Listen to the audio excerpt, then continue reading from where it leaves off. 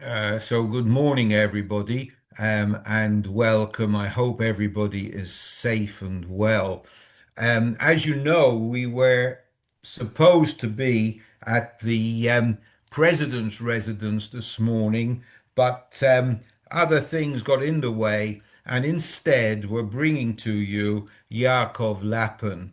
Um, Yaakov was due to speak to us this coming Sunday, but in the light of the circumstances and knowing that Yaakov was free this morning, we asked him to speak to us now at 11 o'clock and give us a full lecture. And to Yaakov, we are extremely grateful. Um, you will have read his topic. It will be all about the current operation. And I'm sure after Yaakov has presented, not only will we feel positive about the situation because Yaakov always gives us an optimistic viewpoint, but we'll also feel a little bit more, let's say, educated for the sake of a better word.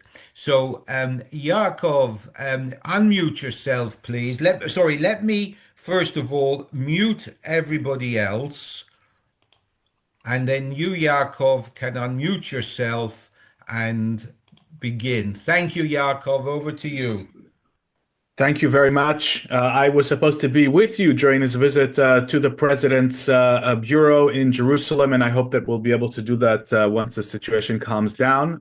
But in the meantime, I'm extremely honored, as always, to address this forum, and I'm very happy for the opportunity. Just a quick public service announcement. I assume most of us are in Israel. So if we get sirens, if I get a siren, I will notify you in real time. I will switch off my camera and mic, go to the safe room, and come back. So if I do that, please don't go away. If you have a siren, obviously go and take shelter, obviously. But let's all come back within when we get the all clear and we can resume. So Yeah. that's just a technicality. Yeah, may Okay. I? Sorry, Yes. Yaakov, forgive me for coming in on you. Just one second. Sure. Um, I've made you co-host. So if whichever one of us has to leave, I'm in my safe room. So whichever one of, if you have to leave, the Zoom will stay open. Okay. Perfect.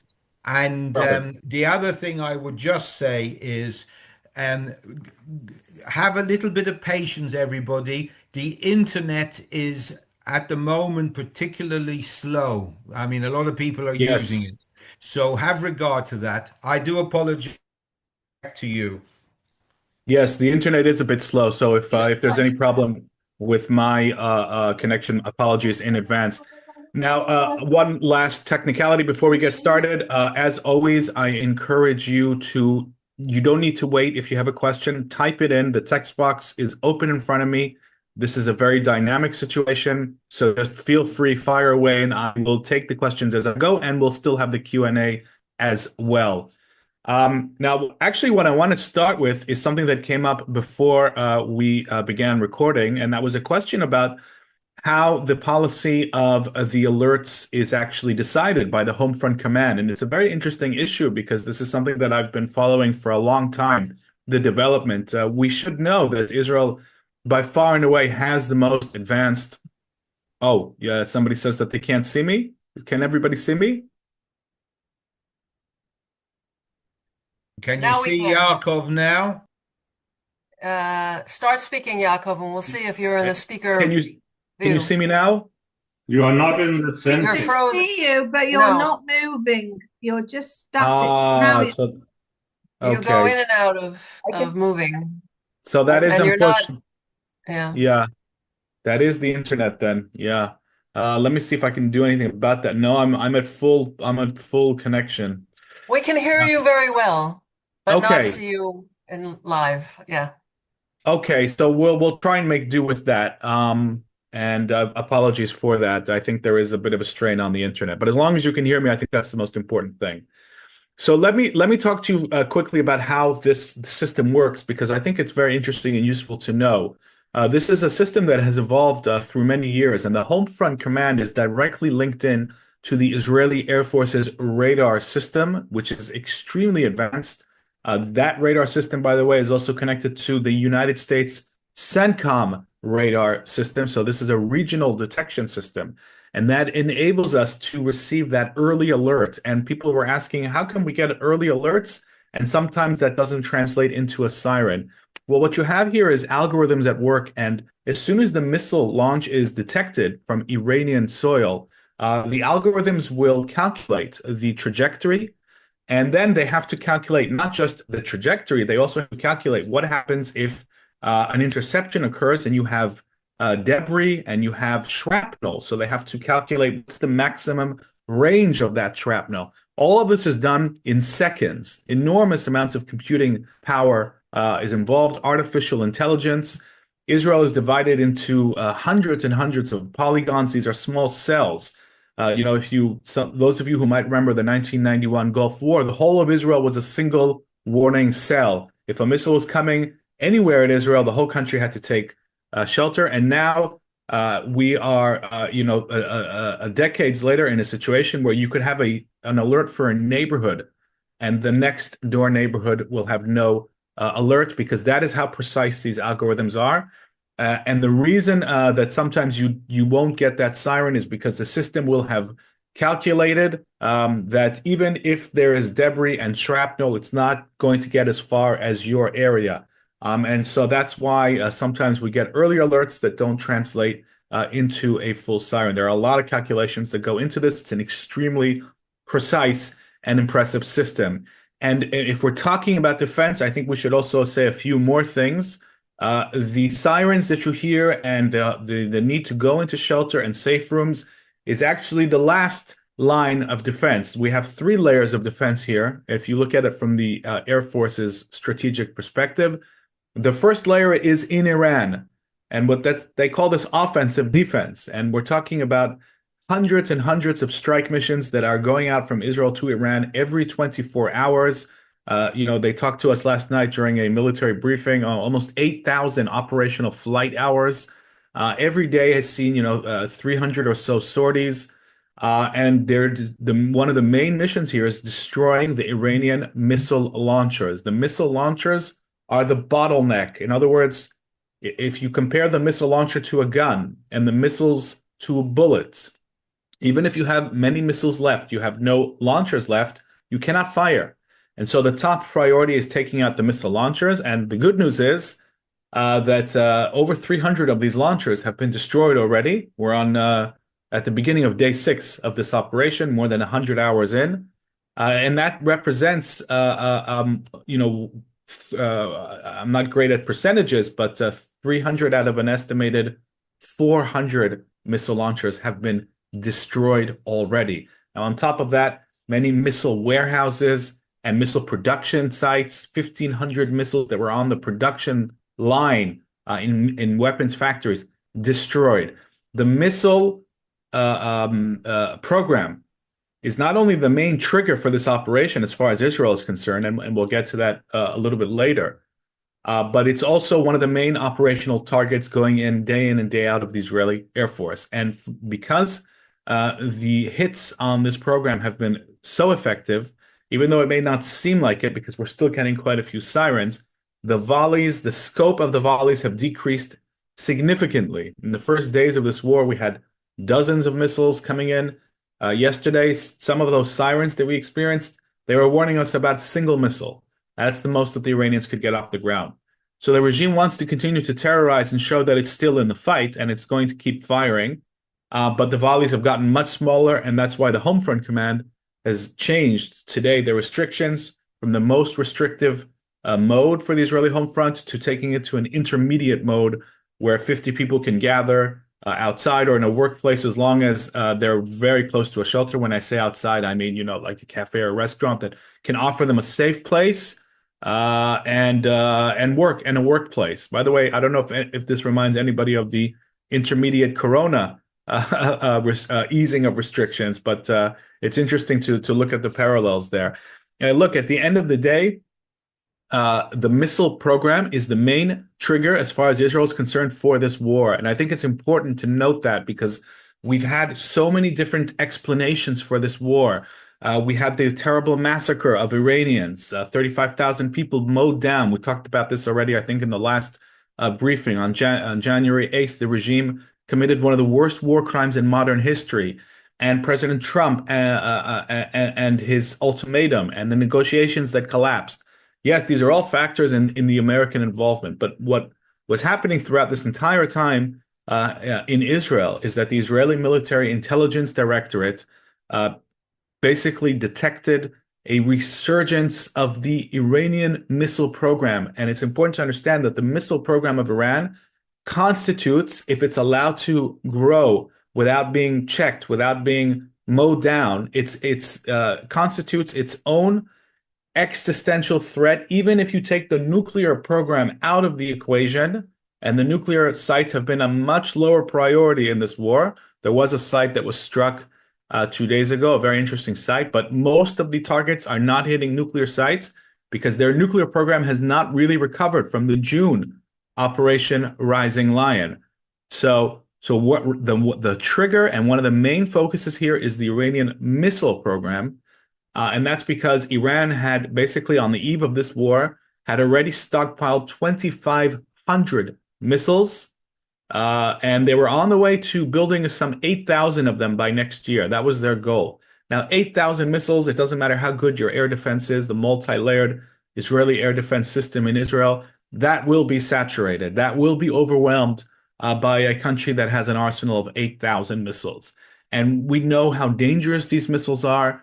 We saw what happened in Bet Shemesh 3 days ago. Every one of these missiles has a warhead of hundreds of kilograms that can destroy an entire neighborhood if they're allowed to get through. So just imagining 8,000 of these. And why has Iran doubled down specifically on the missiles?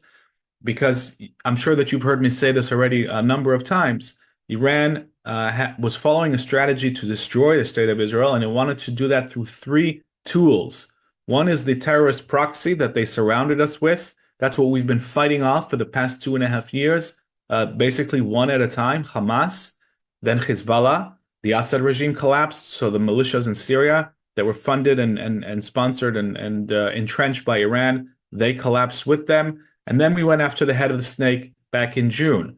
So the terror proxy strategy of Iran failed because when Israel fought Iran last year, almost none of the proxies except the Houthis were able to take part in that war. The nuclear program was rolled back significantly. What was the only thing that worked for the Iranians? It was their missile program. They were able to fire heavy volleys of missiles, and that led them to conclude that they need to prioritize the rebuilding of their missiles ASAP, and they built them very fast. So while this was happening, the Israeli Military Intelligence Directorate sounded the alarm to the rest of the defense establishment and to the cabinet and said, look, we're going to have to go back in probably sooner than they had, assumed back in at the end of June, at the end of that war. And we cannot allow this missile threat to grow out of control. Of course, this intelligence was shared with the United States and CENTCOM, the Pentagon, the Trump administration. And if we listen to American officials, they're saying very clearly, look, Israel was going to act one way or the other. The decision for the United States was whether to join in or not. And the United States made a very important strategic, historic decision to join. I think this is going to actually be remembered for generations. How important, not just from a strategic and security perspective, but also from a moral perspective, to take on the dangerous capabilities of this regime. The Americans understand very well that the West is next in line, and we see that. We see that a European Union member has been targeted repeatedly during this war, Cyprus. So this is what Israel has been saying, for years. If anybody thinks that we're the last target of Iran, they really don't understand the Iranian fanatical strategy. I see that we already have some questions, so let me take those before I continue and give you some operational updates. The name of this talk is Operational and Strategic Insights, so we're going to talk about both of these. So, are the alerts complicated by attacks coming from both Iran and Lebanon? A really good question, David. No, they're not complicated because at the end of the day, the radar sensor system, imagine that you have sensors all over the country and beyond. We mentioned CENTCOM. Those sensors go into a massive Air Force computer, which is actually shared by the home front, and they translate into sirens. Now, there is always a person in the loop, but it's very much responsive to the input. You have an input, you have algorithms calculating the trajectory of each projectile. Most of these are ballistic projectiles. What that means is that they go up and then they go down, and then they calculate, where to sound the alerts in really just phenomenally precise manner. It's not a given that the alerts are this precise, and just if anybody's in doubt, why is it so important to be this precise? It's not only to provide early alert, it's also to minimize disruption.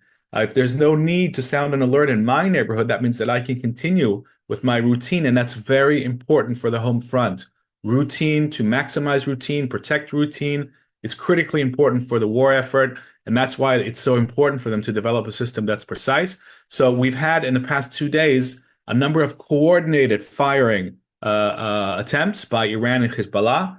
They have tried to fire rockets from Lebanon and missiles at Iran in a way that they would arrive in Israel at the same time. They had some success, but it did not at all affect the alerts. The alerts sounded for both, and likewise the interceptions.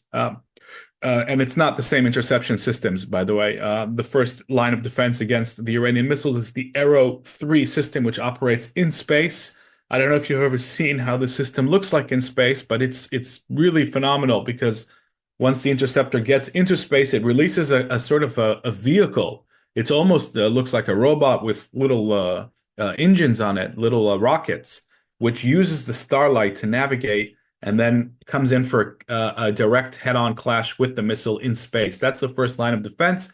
If that doesn't work, there's the Arrow 2, which works in the upper atmosphere, and there's also David's Sling. So we've got multiple interception abilities against the Iranian missiles, against Hezbollah's threats. It's not going to be the Arrow 3 or 2. It's going to be the Iron Dome. It's going to be David's Sling. And for the first time, we have another sort of milestone here. The laser system is in operation according to multiple reports.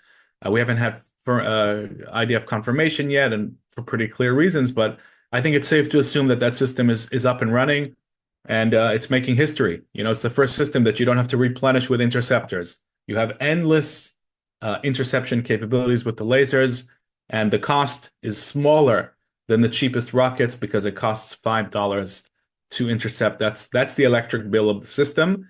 Of course, it costs a fortune to develop, but once it's operational, absolutely phenomenal. It changes the entire equation in terms of the war economy. So that's just a little bit about the defense. We have another question from Naomi that the Telegraph's journalist says Trump will be forced to end the war very soon because U.S. petroleum reserve is below the safe level. I see, yes. Look, I don't know how influential the energy market is going to be for Trump's calculation, but clearly it's going to be a factor. I don't think it's going to be the factor. It's interesting because the energy market, let's remember, first of all, the U.S., even though it is influenced by the energy markets, the U.S. is a net exporter of energy. So if anybody's going to be really seriously hit by the closing off of the Straits of Hormuz, which is currently the situation. This is the strategic naval choke point where the most amount of oil and gas is exported to the world, not only from Iran, but also from Saudi Arabia, from Iraq, from Kuwait. China is going to be the main casualty of that because it relies on Middle Eastern oil to a very large extent, and it buys 80 to 90% of Iran's oil. So China is actually going to be the most affected by that, I think. But of course, there's going to be a knock-on effect. Everyone's going to feel that for a while. So it's a calculation. I don't think it's the calculation. It depends on how long this conflict continues. But certainly all of the great powers, those that are involved, like the United States, and those that are not directly involved, like China, although China is certainly involved in this war because it has been helping the Iranians build their missile program. So maybe they should think twice before they do that next time, because when you play with fire, it turns out that you get burnt. I see that my bandwidth is still low. I hope that has improved.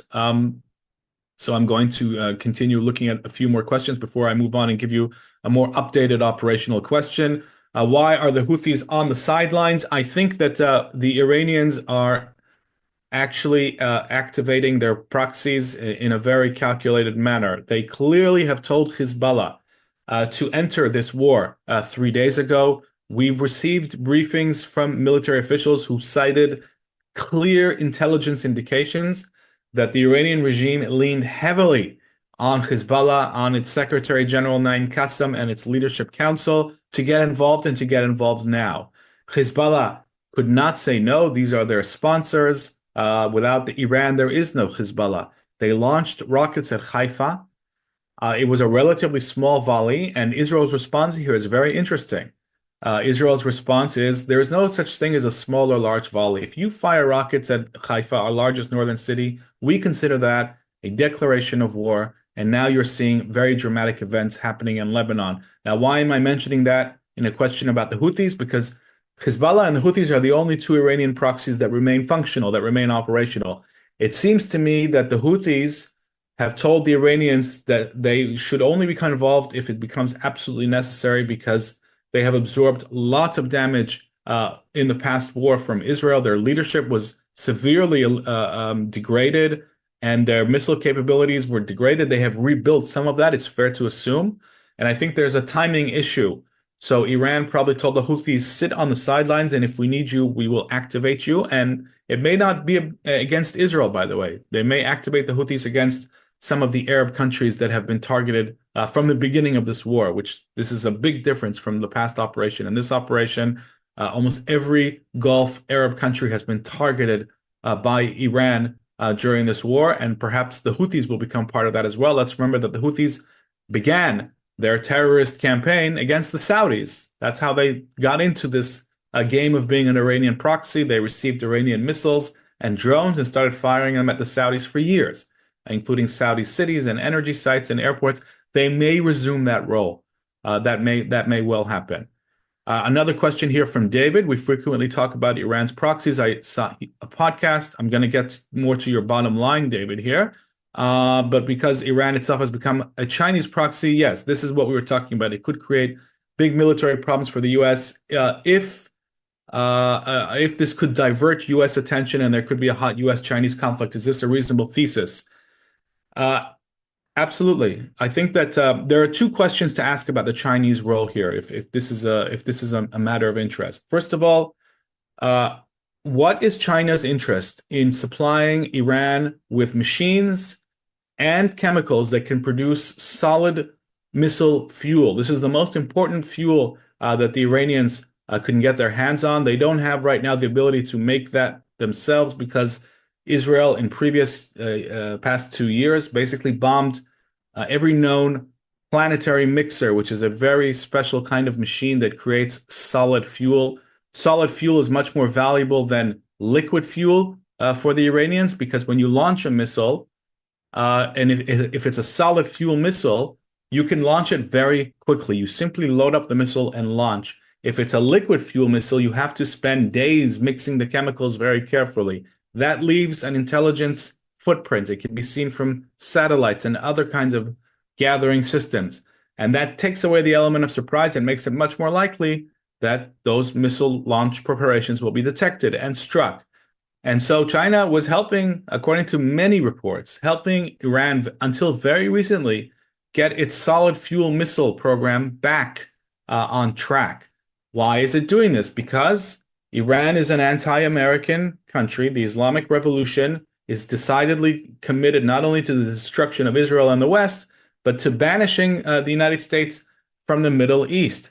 China is in rivalry with the United States, and so they're supporting those who want to undermine the American world order and the regional order. So that's one way of looking at it. Now, what you're saying here in your thesis is, could this, if the U.S. gets bogged down in a lengthy Middle Eastern war, which I don't think, by the way, is going to happen, could this support China? Well, look, I think that is a fair thesis. I think that China, why is it supporting Russia? Why is it so heavily involved in supporting Russia?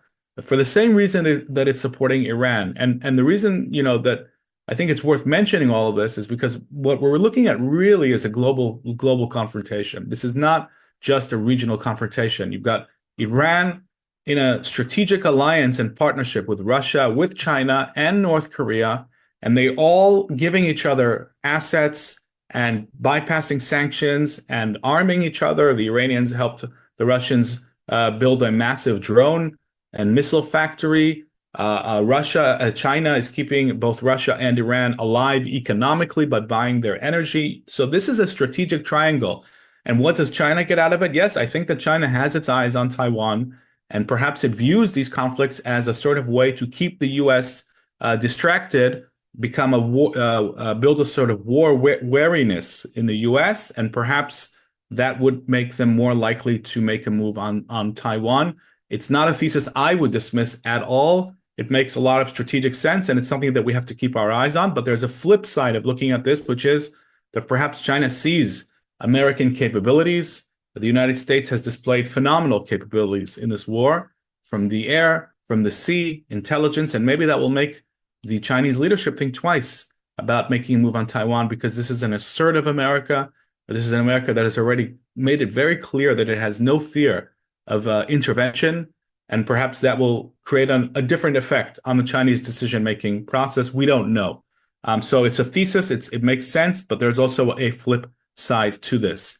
Another question here, can we estimate the drones or incursions and why the alerts are sometimes not followed by an actual siren? So I talked about why they're not followed by an actual siren. The drones, there have been, I would say, dozens of drones, perhaps in the low hundreds at most. I actually asked the military about this last night. So your timing, Tina, is excellent. And what I was told is that the interception rate for the drones is at around 99%, which is what it was, by the way, back in June. So we've got drones that are being fired at Israel from Iran, and a little bit also from Iraq by Iraqi militias that are sponsored by Iran. And basically, there is a foolproof shield here. The Israeli Air Force is shooting them down in the air. We've had footage of that. And the air defense systems, the ground-based air defense systems, are taking them out. This is a very big deal because drones are hard to detect. You see that the Gulf countries are having a harder time detecting them, even though they themselves are also intercepting many drones and missiles. So I would say that Israel is a world leader here in the ability to shoot down these drones. And 99% interception rate, I mean, what more can we ask for? So yes, there have been, and they are being eliminated very, very effectively. And regarding the question about big fleets of drones, is the idea of not targeting them. So Israel is not receiving swarms of drones. It's receiving either lone drones or small groups, a few at a time. We're not seeing the threat of massive swarms coming at us in Israel. That's not happening. So that's an interesting a limitation. And look, I think it's important to note that not only are missile and drone launch capabilities in Iran being targeted, let's also talk about the leadership. This operation began with the largest Israeli flyover in Israeli military history. There are so many first-time events in this campaign. One is the size of the Israeli flyover. Back in Saturday, which seems like a very long time ago, 200 jets took off from Israel and flew to Iran and eliminated basically two meetings that were taking place in Tehran in separate locations.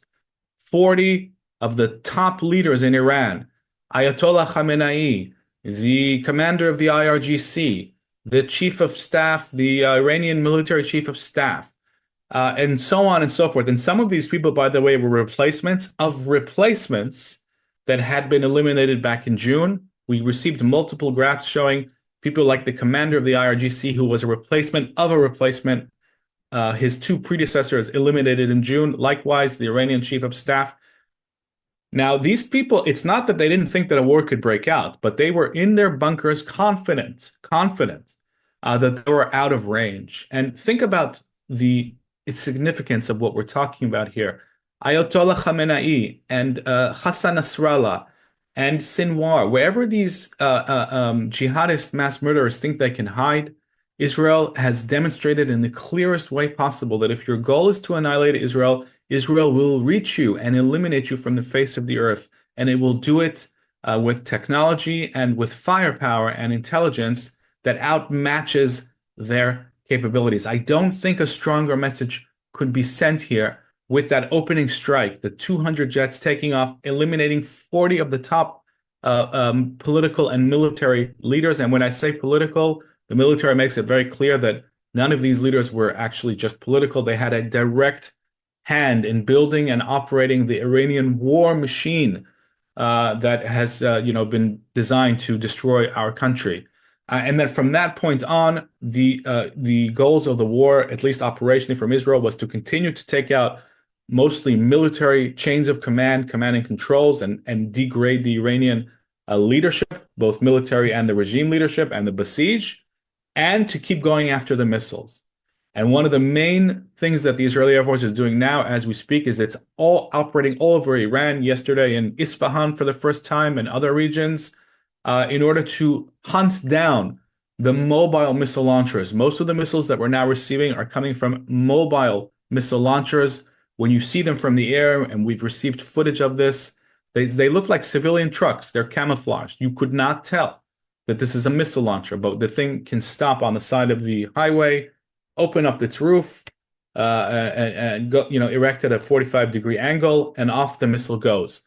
So this is a very tough and tricky set of targets, but we're seeing progress being made there as well. The big underground Iranian missile bases and the stationary missile bases, most of those have been destroyed already. And there was also a very interesting target that was struck 2 days ago that was a secret nuclear target. This is the main nuclear site that has been hit, which was basically set up by Iranian nuclear scientists. They took some equipment from the destroyed sites, Natanz, Fordow, Isfahan, and they were conducting research to build a nuclear weapon in this site northeast of Tehran. That site was hit. It had been followed for months and months by Israeli intelligence. They said the scientists clearly thought that they were operating literally under the radar, and they were, of course, totally wrong. So it's very interesting, to see the differences in focus between the past war and this war. Let me just give you some information about the scope. We're talking here about more targets that have been struck in Iran, more sorties, more firepower. We're talking here about thousands of munitions, probably at this stage, I would say more than 5,000 munitions from Israel alone. The United States, of course, has hit many targets, more than 2,000 from its part. But Israel has hit more targets in 4 days, 4 or 5 days, than it did in the whole of the 12-day war. And that's because the Israeli Air Force had basically learned lessons from June and figured out ways to optimize its firepower capabilities even further. And all of this while achieving aerial supremacy, which basically means that the big majority of Iran's surface-to-air air defense systems have been destroyed. And in places like Tehran and in growing parts of the country, the Israeli Air Force and the American Air Force have full operational freedom. That means that they can fly anywhere they want in those zones, that they've achieved that, and strike targets. Compare that to the Iranian situation, the vast majority of what they're firing is intercepted. This is a very bad situation for the Iranian regime, extremely bad. I don't know if there's that much more time. I lost track of time, but let me make 2 more points, and then maybe we can go into the Q&A. First of all, the question of regime change. This is something that comes up very often. And let me tell you, when I talk to the military officials here, they're not talking about regime change. Of course, nobody's opposed to it. Everybody wants to see this regime fall. But the operational goals here are to roll back an existential threat. That's a clear, quantifiable military operational goal, and that is what the Israeli Air Force is doing. And it's also hitting, internal repressive Basij targets in Iran. 100% its goal is to weaken the regime. But whether that leads to regime change or not, this is not a science. So it's impossible to describe it as a military goal. It's certainly a strategic ambition. It's something we all want to see happen. But when you talk to the military officials here, we're not hearing that as an operational objective, because it's a very difficult operational objective to even set. But rolling back existential threats, that's much more straightforward when you're looking at this from a military perspective. I think if there will be a regime change, I personally think it's going to take time. It's going to take it's not going to be something that happens overnight. This is a huge regime. Hundreds of thousands of people are involved and have a vested interest in it, and it has millions of militia members on the streets. And the Iranian opposition is still not very well armed. We saw reports about the Kurds, the Iranian Kurds making some sort of ground operation. It's worth keeping an eye on that. But just look at a map of Iran to understand how big the challenge is, how big a ground force needs to be. The one sort of, I would say, joker in the pack could be perhaps sections of the Iranian army, which is not a part of the IRGC. Perhaps sections of those could start defecting. If we see significant numbers of the Iranian soldiers and commanders defecting, then I think the regime is in serious existential trouble. Right now, we haven't seen that yet, but we can certainly hope and pray that we do see that, because of course, if the regime falls, that would be the ultimate goal, and it should be the ultimate thing that we want to see. I see that we have a few more questions, so maybe I'll take those before we go to Q&A. And I also wanted to talk to you about Lebanon, even though it's a huge deal. There was so much to catch up on Iran that we didn't get so much to Lebanon yet. How much support could the Iranian population provide for the present regime? Asks Evelyn or Howard. Bearing in mind that the country is made up of such a diverse population, could this lead to chaos within the country? Of course, it could definitely lead to chaos within the country. Iran is a very diverse country. Persians, even though they're the dominant population, they're obviously not the only one. I think somebody turned on their mic. But of course, this can lead to chaos. Look, what I'm looking at is arms. Okay, in order to bring this regime down, the opposition has got to be well armed. And I don't think that they are well armed. Why do I think that they're not well armed? Because look at what happened just back in January. Tens of thousands of them were mowed down. If they had been armed, my assumption would be that they would return fire. And they're not, they weren't able to do that. And that gives me a litmus test, a clue about the situation of the Iranian opposition. I don't think it's developed enough at this stage for them to be able to take on these murderers in the besiege. They were being mowed down with heavy machine guns, not just Kalashnikovs. And if you don't have your own heavy machine guns, there is nothing you can do against that kind of threat. There's no way of defending yourself, against a heavy machine gun that's being directed at the population. So either defections, or there has to be a lot more arms flowing into Iran through special operations. If that's what needs to happen, if we're going to see the regime fall, I don't think it can happen from the air alone. The Gulf states, we have a question here, have been heavily targeted with hundreds of drones. How long will they be able to hold? So I think that they will start to need replenishments from interceptors, and I think the United States is looking at getting them those replenishments. It's interesting to note that the UAE, at least two of its air defense systems, according to international reports, are Israeli. And it also has, of course, American air defense systems. So you're seeing direct cooperation here between Israel and the UAE in the field of defense. I don't think that they've done so badly, considering the fact that this is their first time. The media is showing us only the hits, but there have been a lot of interceptions. The UAE, Qatar, the Saudis, they've all intercepted. And they're under greater threat, by the way. They're actually under greater threat because of their distance, their proximity, I should say. They're closer to Iran. That means that Iran can hit them with more drones.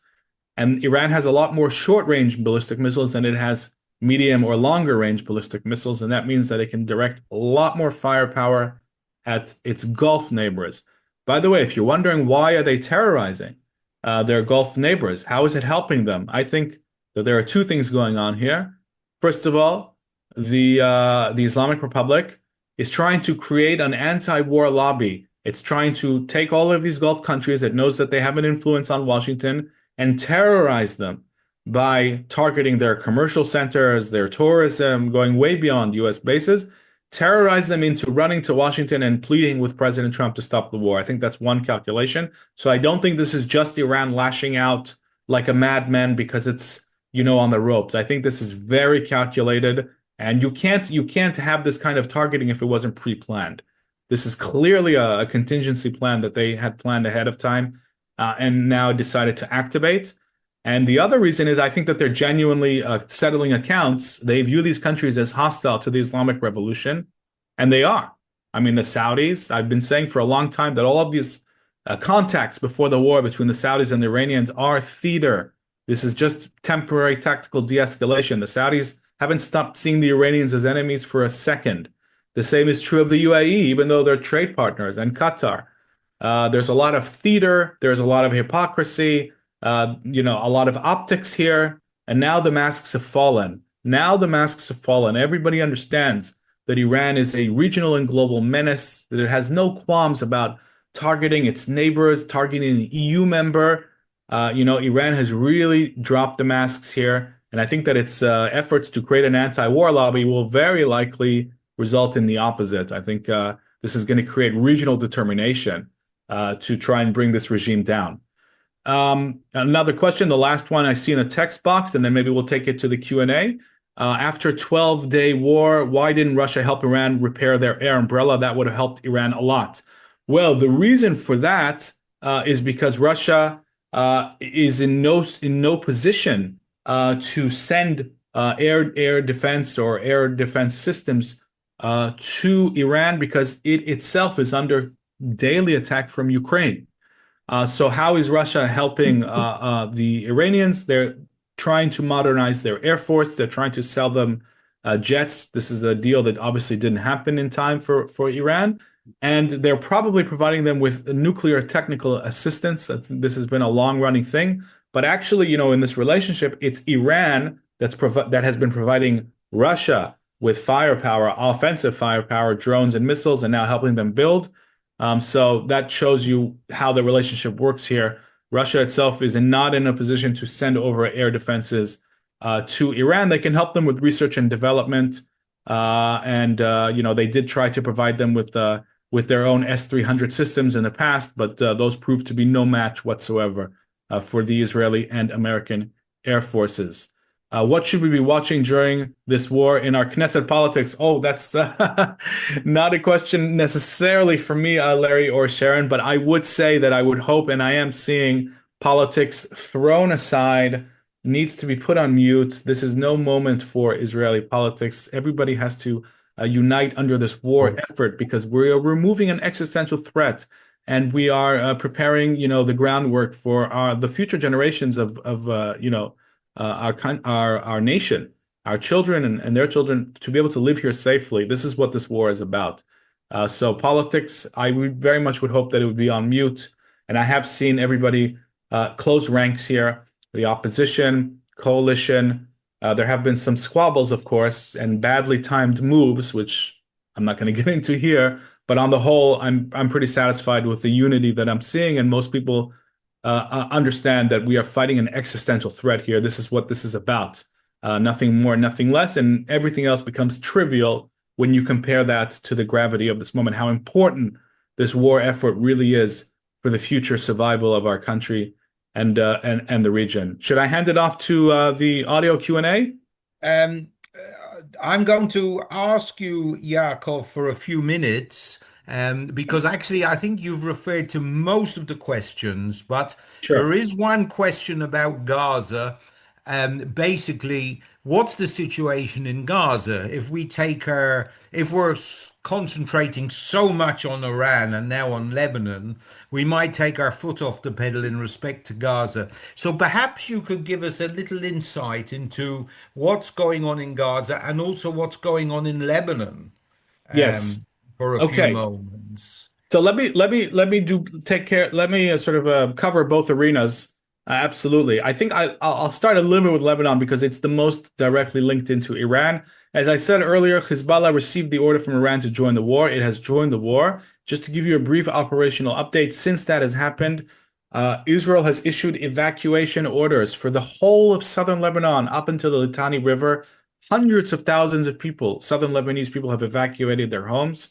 The non-Shiite Lebanese, the Sunnis, the Christians, the Druze, and some minority of the Shiites are furious with Hezbollah, absolutely furious. The Lebanese government has said that it wants to ban Hezbollah, finally.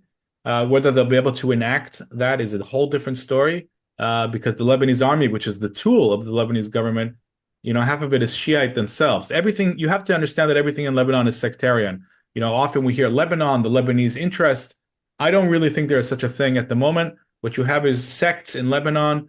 The Shiites have been basically turned into Iranian foot soldiers and as a forward position, and they proved that beyond any doubt when they fired those rockets, entered the war.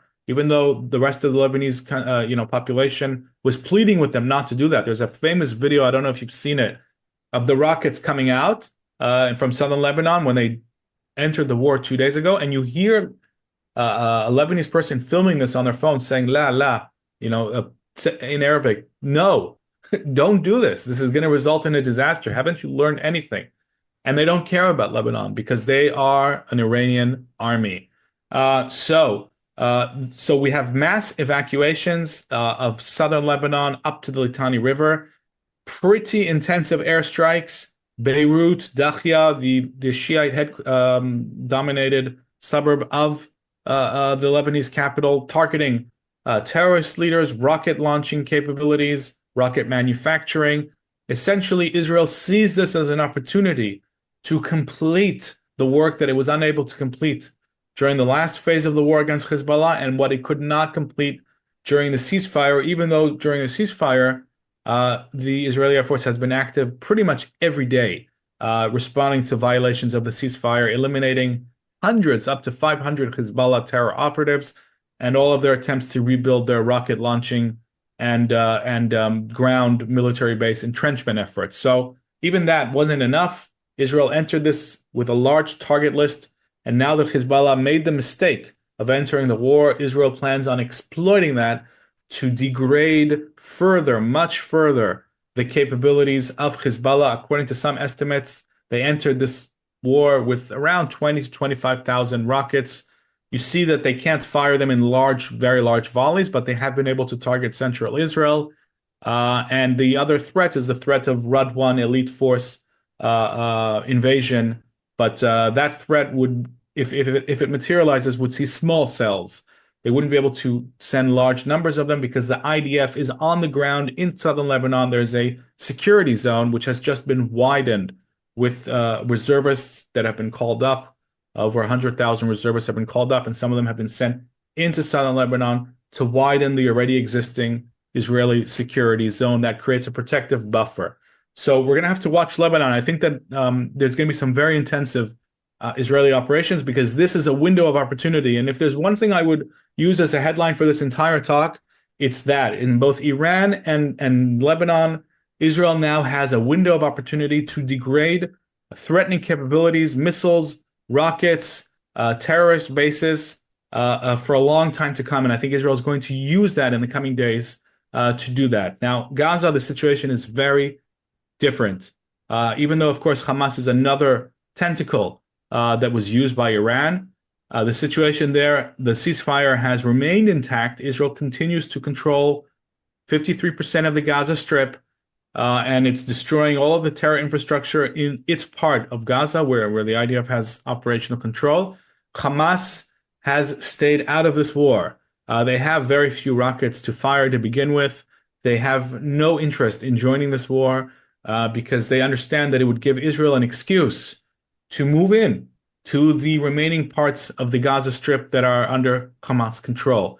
And so they've made their calculation. They're staying out of the war. They want to use the ceasefire as a kind of protective umbrella to buy themselves even more time.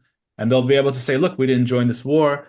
We are committed to the truce. They're going to try and use all of that to try and push Israel out of Gaza and to try and avoid, the need to disarm and demilitarize. I don't think it's going to work for them.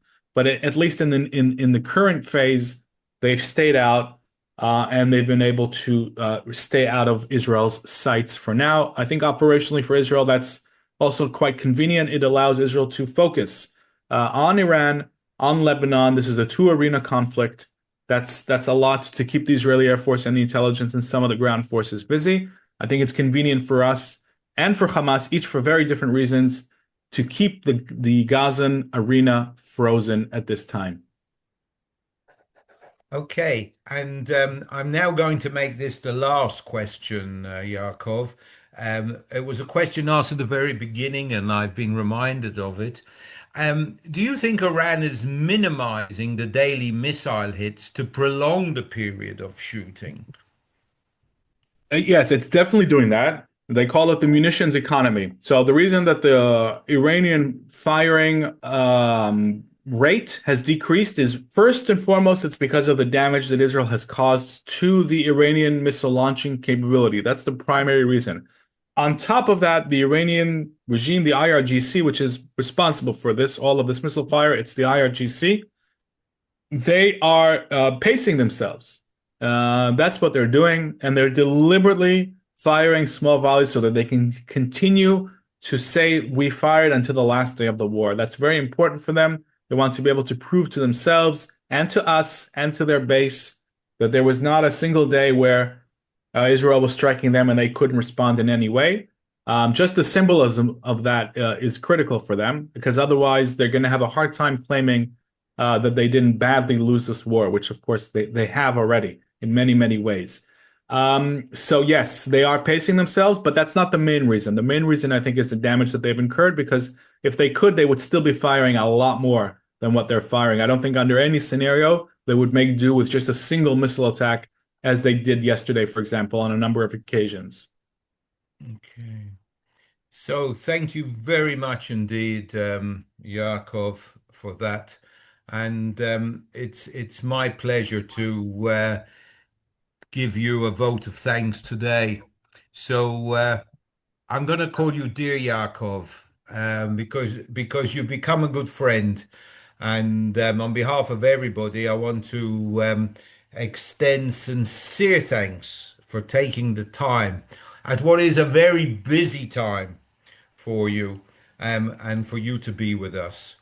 Um, My it pleasure. is it is correct that you would have been with us in Jerusalem, and that's a further indication of your friendship.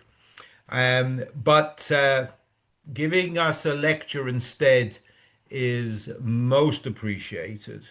Your Mhm. insights, the background to the context you provided, and your thoughtful and positive outlook on developments in the region have given us much informed knowledge.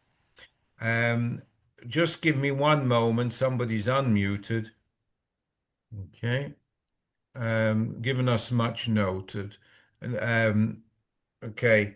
So, in actual fact, I was going to pinpoint just one thing, i.e., the details of the alert system and the interceptors as being superb.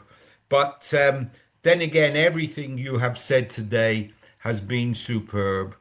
And in times when events move so quickly, informed perspectives like the ones we heard from you are invaluable. Thank you Um, very much. You've become somewhat of a standard feature, Yakov, in the nicest possible way, and we greatly value your willingness to return and keep us informed. So, on behalf of everyone here, thank you very, very much indeed. It's much appreciated, and everybody.